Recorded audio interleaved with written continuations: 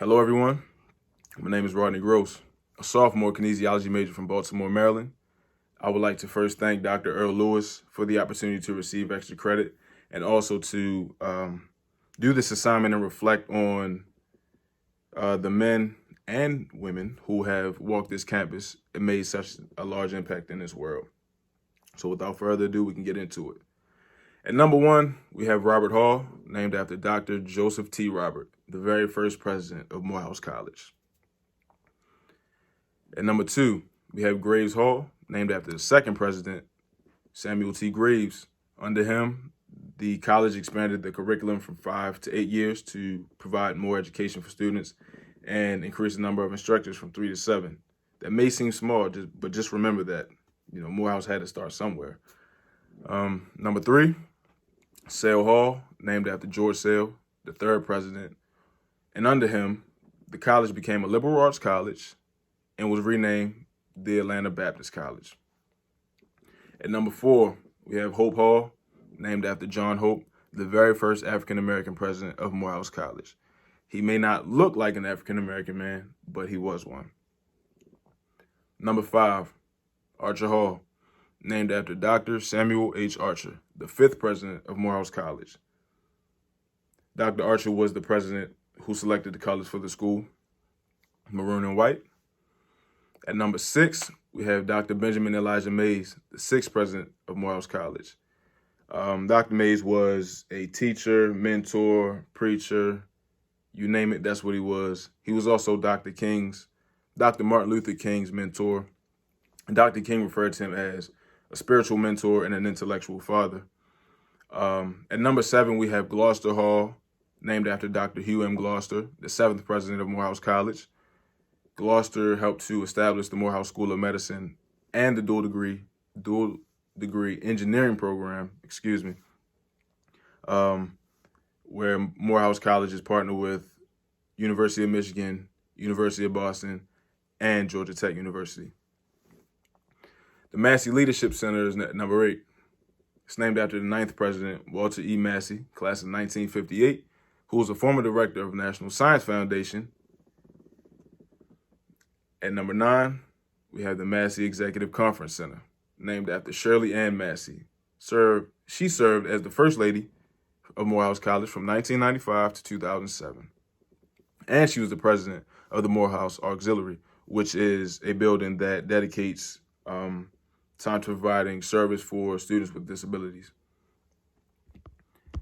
At number 10, we have Hubert Hall, one of the freshman dorms on campus, named after Charles D. Hubert, the former director of the School of Religion at Morehouse College.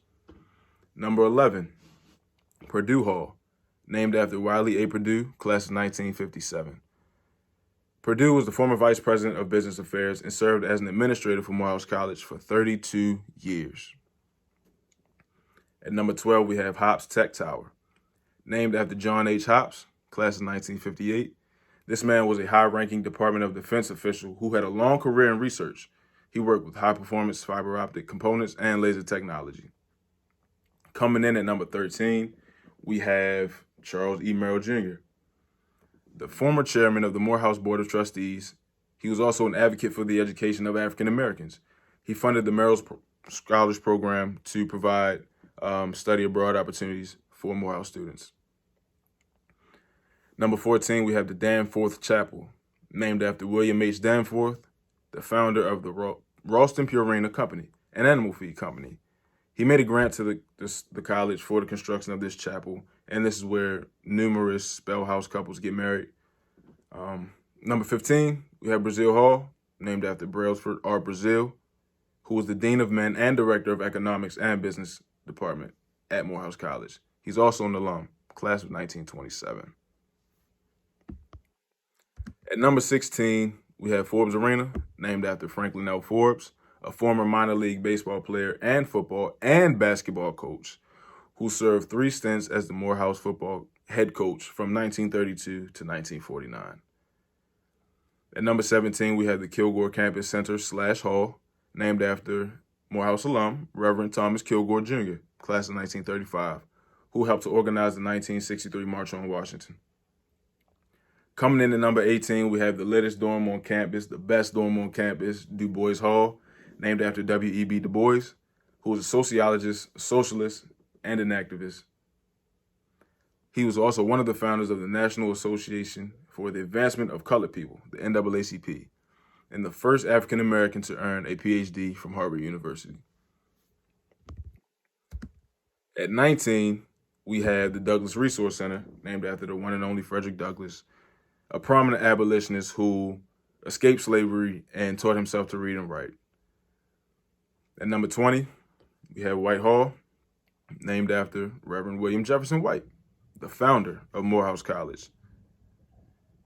At number 21, we have Dansby Hall, named after Claude B. Dansby, class of 1922, who was a former mathematics professor and chairman of the mathematics department, who simply devoted his life to Morehouse students, just to make sure they were successful, not only in his class, but in life in general.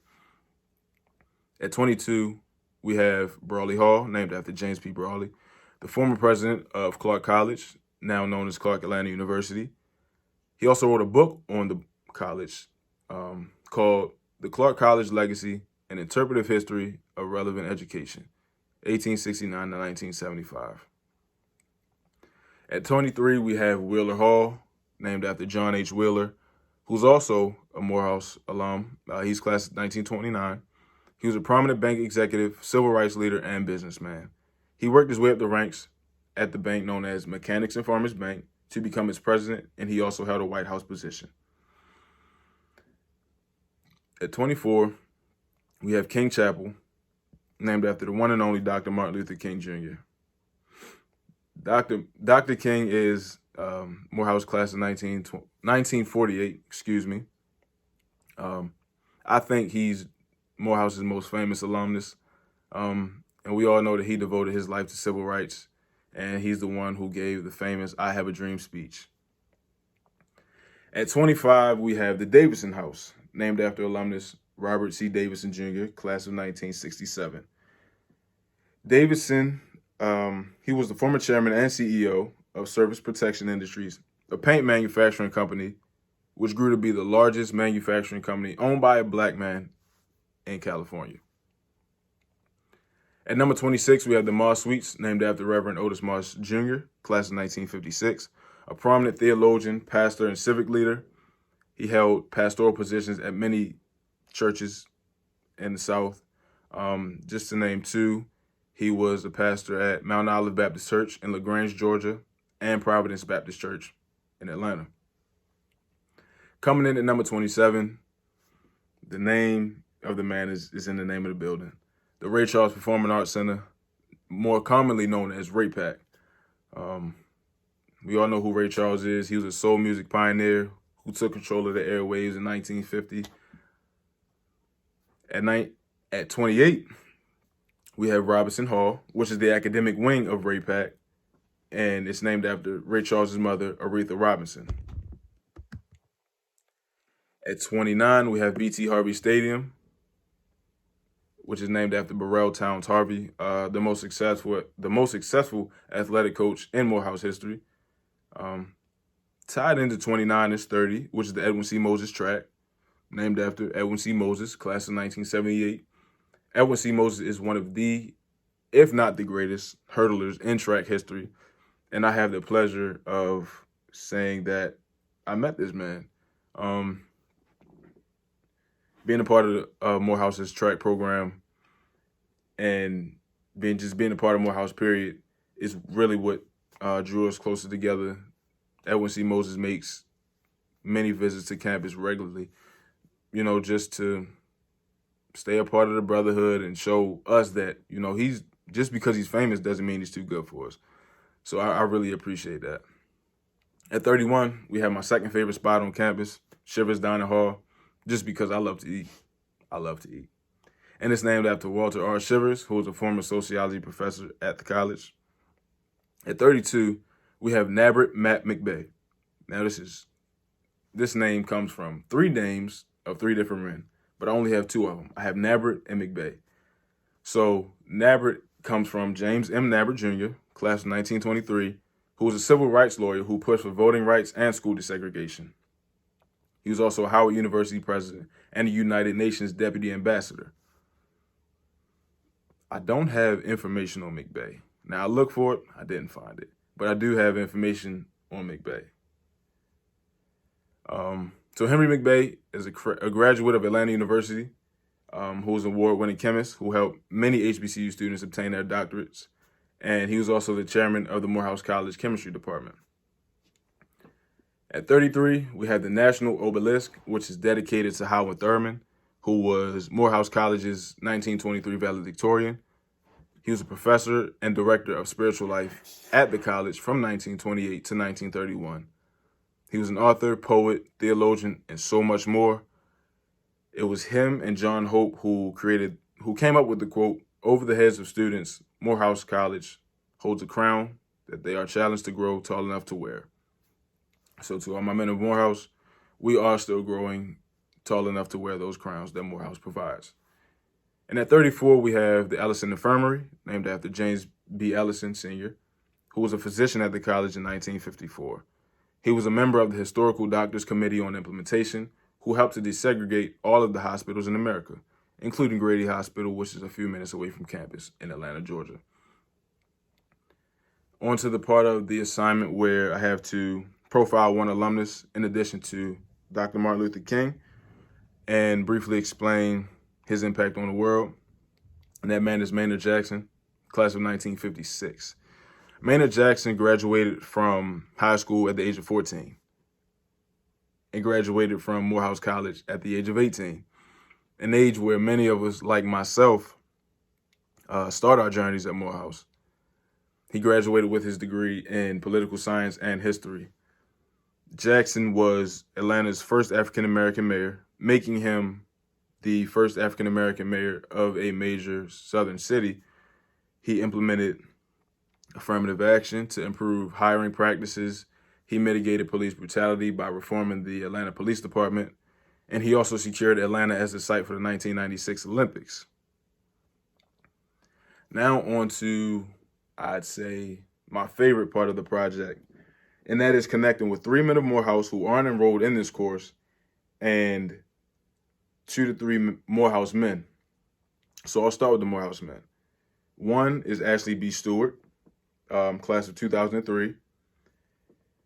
Ashley's favorite site of memory is King Chapel because it was where he saw himself grow as a man, as a black man, and as a Morehouse man. He really appreciated the Crown Forum sessions that occurred in the chapel. And Brandon Turner, class of 2020, my big brother, when I came into the track program, he took me under his wing. He said King Chapel as well. And it's because of the parent parting ceremony, which occurred during New Student Orientation Week. And he believes that it's the first location that marked his beginning of manhood, which I can totally understand. On to the 3 men of Morehouse. These are all my brothers through Du Bois. We have one, Edmund Jackson, class of 2023. We have Mikhail Dixon, class of 2022. And last but not least, Devin Scott Ford, class of 2021. We all said Du Bois, and I do say we just because I really do want to include myself in having the favorite site of memory on campus, and it is Du Bois. Edmund said that Du Bois is where he created most of his memories through stroll. He's come to know the brothers, i.e. me, that he's come to love. Mikhail said it was home away from home. It's where college started from. And Devin said there's something about that first residential house you stay in when you step foot on campus. And I totally agree. I have so many memories in Du Bois. Du Bois is how I met all 3 of these brothers. And I hold them near and dear to my heart. And for the last part of the assignment, perhaps the most reflective part of the assignment, I have to reflect on my impact in the world in terms of race, class, gender, and or culture.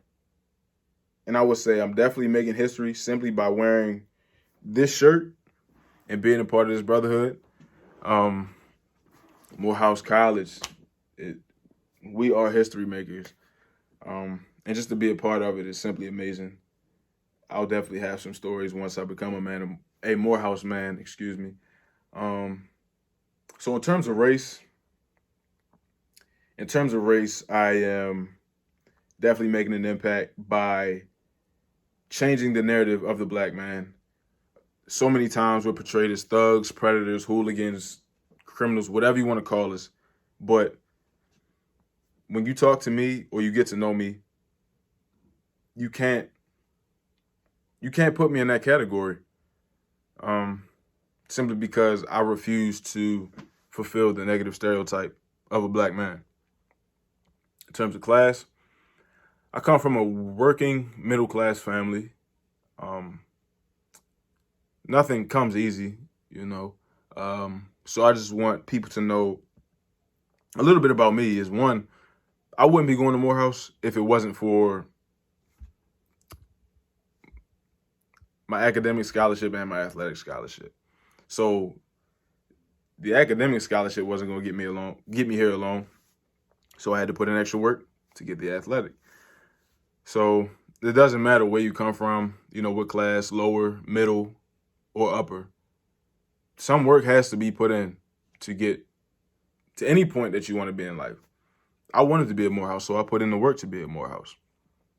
When it comes to gender, nobody, man or woman, can put me in the category of men who see women as objects. You know, calling women or calling a woman the B word. All of it is very repulsive to me. So I don't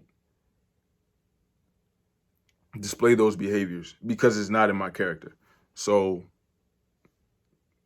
if there's a young man who is on his way to real manhood, it's me.